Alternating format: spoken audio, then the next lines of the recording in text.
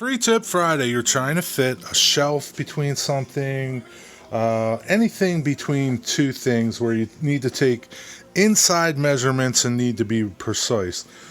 You get two sticks, small sticks, whatever the size of your project is. You get two sticks, stick them together, and what you're essentially going to do is, these are called pinch rods.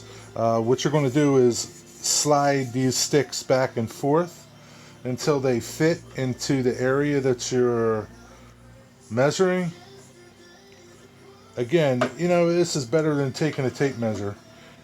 Sometimes you just can't get to, say if you're putting a shelf between two cabinets and you're trying to get exact measurements, this is a good way.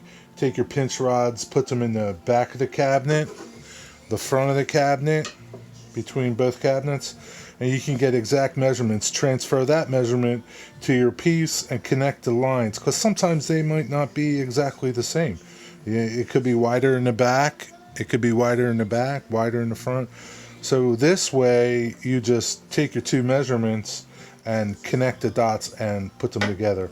So in this case I use little clamps. You could use tape. I've used tape before, and this is an exact fit, and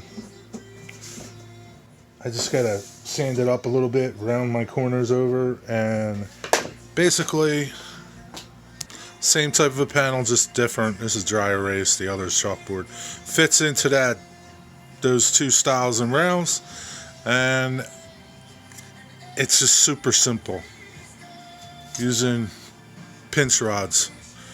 They can be as long as you want or as short as you want. I've made little tiny ones too.